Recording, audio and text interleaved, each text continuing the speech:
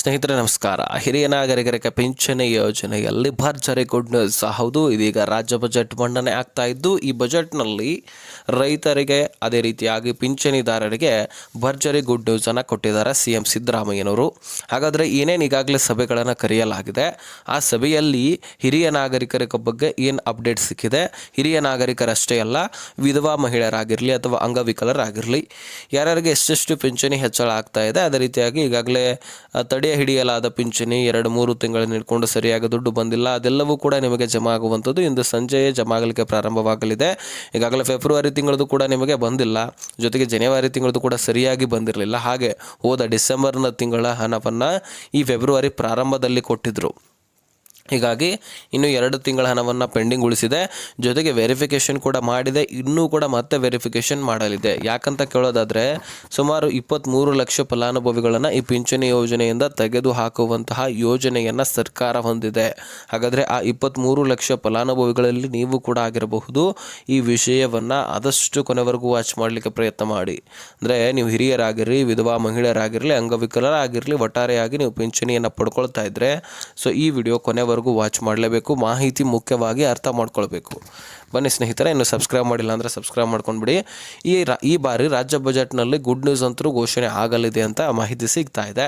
ಯಾಕಂದರೆ ಹೋದ ವರ್ಷದಲ್ಲಿನೇ ಸಿಎಂ ಸಿದ್ದರಾಮಯ್ಯನವರು ಹೇಳ್ತಾರೆ, ಕಳೆದ 2 ವರ್ಷದಿಂದ ನಾನು ಪಿಂಚಣಿ ಹೆಚ್ಚಳ ಮಾಡಬೇಕಂತ ಕಾಯ್ತಾ ಇದ್ದೆ, ಆದರೆ ಹೆಚ್ಚಳ ಮಾಡಲಿಕ್ಕಾಗಿರಲಿಲ್ಲ. ಕಾರಣ ಇಷ್ಟೇ, ಗ್ಯಾರಂಟಿ ಯೋಜನೆಗಳಂತೂ ಇದ್ದೇ ಇರುತ್ತೆ. ಹೀಗಾಗಿ ಗ್ಯಾರಂಟಿ ಯೋಜನೆಗಳನ್ನು ಕೂಡ ನಡೆಸೋದು, ಈ ಕಡೆ ಹೆಚ್ಚಳ ಕೂಡ ಮಾಡೋದು, ಇನ್ನಿತರ ಸೌಲಭ್ಯಗಳನ್ನು ಒದಗಿಸ್ಕೊಳ್ಳೋದು ಸರ್ಕಾರಕ್ಕೆ ಒಂದಿಷ್ಟು ಕಷ್ಟ ಕೂಡ ಆಗಬಹುದು. ಸಾಲ ಕೂಡ ಸಾಕಷ್ಟು ಮಾಡಿಕೊಂಡಿದೆ, ಬೆಲೆ ಏರಿಕೆ ಆಗಿದೆ, ಇದೆಲ್ಲವೂ ಬೇರೆ. ಆದರೆ ಈಗ ಸದ್ಯಕ್ಕೆ ಹೆಚ್ಚಳ ಆಗಿರುವಂತಹ ಕಾರಣಕ್ಕಾಗಿ ಈಗಲಾದರೂ ಹೆಚ್ಚಳ ಮಾಡ್ತಕ್ಕಂತಹ ಒಂದು ನಿರೀಕ್ಷೆಯಲ್ಲಿ ಸಚಿವೆ ಲಕ್ಷ್ಮೀ ಹೆಬ್ಬಾಳ್ಕರ್ ಅವರು ಕೂಡ ಇದ್ದಾರೆ. ಯಾಕಂದರೆ ಇದರ ಬಗ್ಗೆ ಸಚಿವೆ ಲಕ್ಷ್ಮೀ ಹೆಬ್ಬಾಳ್ಕರ್ ಅವರು ಕೂಡ ಚರ್ಚೆ ಮಾಡಿದ್ರು. ಪಿಂಚಣಿದಾರರಿಗೆ, ಅದರಲ್ಲಿ ವಿಧವಾ ಮಹಿಳೆಯರಿಗೆ ಅವರ ಬೆಂಬಲಕ್ಕಾಗಿ ನಿಂತ್ಕೊಂಡು ಏನಾದರೂ ಪಿಂಚಣಿ ಹೆಚ್ಚಳ ಮಾಡ್ತಾರಾ ಅಂತಕ್ಕಂತಹ ಬಜೆಟ್ನಲ್ಲಿ ಏನಾದರೂ ಮಂಡನೆ ಮಾಡಬೇಕಂತ ಹೇಳ್ಬಿಟ್ಟು ಒಂದಿಷ್ಟು ಮಾತುಕತೆ ಆಗ್ತವೆ. ಯಾಕಂದರೆ ಇದರ ಬಗ್ಗೆ ಸಭೆ ನಡೆಯುತ್ತೆ. ಈಗ ಗ್ಯಾರಂಟಿ ಯೋಜನೆಗಳಲ್ಲಾಗಿರಲಿ, ಅದೇ ರೀತಿಯಾಗಿ ಯಾವ್ಯಾವ ಸ್ಕೀಮ್ಸ್ಗಳಲ್ಲಿ ಎಷ್ಟೆಷ್ಟು ದುಡ್ಡು ಮೀಸಲಿಡಬೇಕು, ಅದೇ ರೀತಿಯಾಗಿ ಯಾವ ಯೋಜನೆಗಳಲ್ಲಿ ಎಷ್ಟು ದುಡ್ಡನ್ನು ಕೊಡಬೇಕು, ಸ್ಕಾಲರ್ಶಿಪ್ಪಲ್ಲಿ ಎಷ್ಟು ದುಡ್ಡು ಮೀಸಲಿಡಬೇಕು, ಯಾವ ಇಲಾಖೆಗೆ ಇಂತಿಷ್ಟು ದುಡ್ಡು ಹೋಗಬೇಕು, ಇದರೆಲ್ಲದರ ಬಗ್ಗೆ ಚರ್ಚೆ ಆಗುತ್ತೆ. ಅದೇ ರೀತಿಯಾಗಿ ಈ ಪಿಂಚಣಿದಾರರ ಬಗ್ಗೆನೂ ಕೂಡ ಸಚಿವೆ ಲಕ್ಷ್ಮೀ ಹೆಬ್ಬಾಳ್ಕರ್ ಅವರು ಧ್ವನಿ ಎತ್ತಿ ಇದರ ಬಗ್ಗೆನೂ ಕೂಡ ಚರ್ಚೆ ಮಾಡಿದಾರಂತೆ. ಅಂದರೆ ಈಗ ಒಂದು ಬಜೆಟ್ ಮಂಡನೆ ಆಗೋಕ್ಕಿಂತ ಮುಂಚೆನೇವಾಗಿ ಸಾಕಷ್ಟು ಸಭೆಗಳನ್ನು ಕರೆಯಲಾಗುತ್ತೆ. ಇಲಾಖೆಯ ಒಂದು ಬಗೆಹರಿಸುವಂತಹ ಒಂದು ಡೀಟೇಲ್ಸನ್ನು ಮಾತನಾಡಲಾಗುತ್ತೆ. ಅದರಲ್ಲಿ ರೈತರಿಗೋಸ್ಕರನೂ ಕೂಡ ಸಾಕಷ್ಟು ಚರ್ಚೆ ಆದವಂತೆ. ಯಾಕಂದರೆ ರೈತರಿಗಂತೂ ಈಗಾಗಲೇ ಸಾಕಷ್ಟು ಬೇಸಿಗೆಯಲ್ಲಿ ಒಂದು ಬೇಸಿಗೆ ಕಾಲದಲ್ಲಿ ನೀರಿರಲಿಲ್ಲ, ಅದೇ ರೀತಿಯಾಗಿ ಬೆಳೆ ಹಾನಿ ಪರಿಹಾರವನ್ನು ಕೂಡ ಸರಿಯಾಗಿ ಒದಗಿಸಿಕೊಟ್ಟಿರಲಿಲ್ಲ. ಹೀಗಾಗಿ ರಾಜ್ಯದಲ್ಲಿ ವಿವಿಧ ಪರ ಸಂಘಟನೆಗಳು, ಅದೇ ರೀತಿಯಾಗಿ ರೈತ ಮುಖಂಡರು ಕೂಡ ಇದರ ಬಗ್ಗೆ ಸಾಕಷ್ಟು ಸಭೆಗಳನ್ನು ಕರೆದು ಚರ್ಚೆ ಮಾಡಿದ್ದಾರೆ. ರೈತರಿಗೆ ಏನೇನು ಸಮಸ್ಯೆಗಳಿದಾವೋ, ಏನೇನು ಬೆಳವಣಿಗೆಯನ್ನು ಮಾಡಬೇಕು, ಆ ಸಮಸ್ಯೆಗಳನ್ನು ಪರಿಹಾರ ಹೇಗೆ ಮಾಡಬೇಕು, ಇದರೆಲ್ಲದರ ಬಗ್ಗೆ ರೈತ ಮುಖಂಡರು ಸರ್ಕಾರದ ಜೊತೆ ಕೂತ್ಕೊಂಡು ಸಭೆಯನ್ನು ನಡೆಸ್ಕೊಂಡು ಅದರ ಬಗ್ಗೆ ಚರ್ಚೆ ಮಾಡಿದೆ. ಹಾಗೆ ಸಚಿವೆ ಲಕ್ಷ್ಮೀ ಹೆಬ್ಬಾಳ್ಕರ್ ಅವರು ಕೂಡ ಈ ಪಿಂಚಣಿ ಯೋಜನೆಯ ಕುರಿತಾಗಿ ಸಾಕಷ್ಟು ಚರ್ಚೆಯನ್ನು ಮಾಡ್ತಾರೆ. ಇದರಲ್ಲಿ ಈಗಾಗಲೇ ನೀವು ಹೆಚ್ಚಳ ಮಾಡಬೇಕಂತ ಕಾಯ್ತಾ ಇದ್ರಲ್ವ, ಈಗಲಾದರೂ ಹೆಚ್ಚಳ ಮಾಡಲೇಬೇಕು, ಅದು ಎಷ್ಟಾಗುತ್ತೋ ಆಗಲಿ ಅಂತ ಸರ್ಕಾರಕ್ಕೆ ಸಚಿವೆ ಲಕ್ಷ್ಮೀ ಹೆಬ್ಬಾಳ್ಕರ್ ಅವರು ಹೇಳಿದ್ದಾರೆ. ಯಾಕಂದರೆ ಈಗಾಗಲೇ 800 ಅಥವಾ 900 ಇಂತಿಷ್ಟು ನಿಮಗೆ ಜಮಾ ಆಗ್ತಿರುತ್ತೆ ಪಿಂಚಣಿ, ಅದು 1500ಕ್ಕೂ ಕೂಡ ಏರಿಕೆ ಆದರೂ ಏನು ಅಡ್ಡಿ ಇಲ್ಲ, ಹೌದಲ್ವಾ? ಸೊ ಹಾಗಾಗಿ ಅಷ್ಟರಾದರೂ ಹೆಚ್ಚಳ ಮಾಡಬೇಕಂತ ಹೇಳ್ಬಿಟ್ಟು ಸರ್ಕಾರಕ್ಕೆ ಮನವಿ ಇದ್ದೇ ಇರುತ್ತೆ.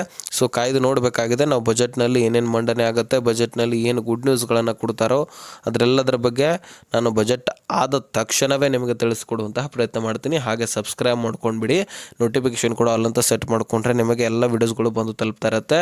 ಸದ್ಯಕ್ಕೆ ಸ್ನೇಹಿತರೆ, ಹಿರಿಯ ನಾಗರಿಕರಿಗೆ ಆಲ್ಮೋಸ್ಟ್ ಹೆಚ್ಚಳ ಆಗುವಂತಹ ಸಾಧ್ಯತೆಯೂ ಕೂಡ ಇದೆ. ಯಾಕಂದರೆ ಅವರಿಗೆ ಹಿರಿಯ ನಾಗರಿಕರ ಸಭೆಯಲ್ಲಿನೇ ಸಿಎಂ ಸಿದ್ದರಾಮಯ್ಯನವರು ಹೇಳಿರುವಂತಹ ಕಾರಣಕ್ಕಾಗಿ ಈಗಲಾದರೂ ಹೆಚ್ಚಳ ಮಾಡ್ತಾರಂತ ನಿರೀಕ್ಷೆ ಇದೆ. ಸೊ ಇದರ ಜೊತೆಗೆ ವಿಧವಾ ಮಹಿಳೆಯರಿಗೂ ಕೂಡ ಹೆಚ್ಚಳ ಮಾಡುವಂತಹ ಸಾಧ್ಯತೆ ಕೂಡ ಇದೆ. ಯಾಕಂದರೆ ವಿಧವಾ ಮಹಿಳೆಯರಿಗೆ ಮೊದಲೇ ಗಂಡ ಇರೋದಿಲ್ಲ, ಹೀಗಾಗಿ ಅವರ ಬೆಳವಣಿಗೆ, ಅವರ ಉನ್ನತೀಕರಣಕ್ಕೆ, ಅವರ ಮಕ್ಕಳ ವಿದ್ಯಾಭ್ಯಾಸಕ್ಕಾದರೂ ಹೆಚ್ಚಳ ಮಾಡಲೇಬೇಕಾಗಿದೆ. ಅಲ್ಲಿ ಕೂಡ ನಾವು ಕಾಯ್ದು ನೋಡೋಣ. ಇದರ ಜೊತೆಗೇ ಸ್ನೇಹಿತರೆ, ಇನ್ನು ಅಂಗವಿಕಲರು ಹೆಚ್ಚಳ ಮಾಡಬೇಕಂತ ಕಾಯ್ತಾ ಇರ್ತೀರಿ, ನಿಮಗೆ ಆಲ್ಮೋಸ್ಟ್ ಹೆಚ್ಚಳ ಇದ್ದೇ ಇರುತ್ತೆ. ಯಾಕಂದರೆ ನಿಮ್ಮ ಅಂಗವೈಕಲ್ಯತೆ ಆಧಾರದ ಮೇಲೆ ದುಡ್ಡು ಜಮಾ ಆಗ್ತಾ ಇರುತ್ತೆ. ಈಗ ಒಬ್ಬರಿಗೆ ಒಂದು ಬೆರಳಿರಲಿಲ್ಲ ಅಂದರೆ ಒಂದು 500 ರೂಪಾಯಿ ಕೊಡ್ತಾ ಇದ್ದಾರೆ ಅಂತ ಅಂದ್ಕೊಳ್ಳಿ. ಎಕ್ಸಾಂಪಲು, ಒಬ್ಬೊಬ್ಬರಿಗೆ ಒಂದು ಕೈಯೇ ಇರೋದಿಲ್ಲ, ಅವರಿಗೆ ಎಷ್ಟು ಕೊಡಬೇಕು? 1000 ತನಕ ಕೊಡ್ತಾರೆ. ಒಬ್ಬೊಬ್ಬರಿಗೆ ಪೂರ್ತಿಯಾಗಿ 2 ಕೈ ಇರೋದಿಲ್ಲ, ಅವರಿಗೆ 2,000 ಕೊಡೋದು. ಹೀಗೆ ಅಂಗವೈಕಲ್ಯತೆ ಯಾವ ರೀತಿಯಾಗಿ ಹೆಚ್ಚಳ ಇರುತ್ತೋ ಹಾಗೆ ನಿಮಗೆ ಪಿಂಚಣಿ ಯೋಜನೆಗಳು ಕೂಡ ದುಡ್ಡು ಹೆಚ್ಚಳ ಇರುತ್ತೆ. ಸೊ ಹೀಗಾಗಿ ನೀವು ಕೂಡ ಸಹಕರಿಸಬೇಕು. ಒಟ್ಟಾರೆಯಾಗಿ ರಾಜ್ಯದ ಪಿಂಚಣಿದಾರರಿಗೆ ರಾಜ್ಯ ಸರ್ಕಾರದಿಂದ ಗುಡ್ ನ್ಯೂಸ್ ಬರಲಿದೆ ಎನ್ನುವಂತಹ ನಿರೀಕ್ಷೆ ಇದೆ. ಕಾಯ್ದು ನೋಡೋಣ. ಸೊ ಇದಿಷ್ಟು ಇನ್ಫಾರ್ಮೇಷನ್ ಆಗಿದ್ದು ತಿಳಿಸಿದ್ದೀನಿ. ವಿಡಿಯೋ ನೋಡಿದ್ದಕ್ಕೆ ಧನ್ಯವಾದ. ಹಾಗೆ ಸಬ್ಸ್ಕ್ರೈಬ್ ಮಾಡಿ, ಈ ವಿಷಯವನ್ನು ಎಲ್ಲ ಪಿಂಚಣಿದಾರರಿಗೆ ಶೇರ್ ಮಾಡಿ.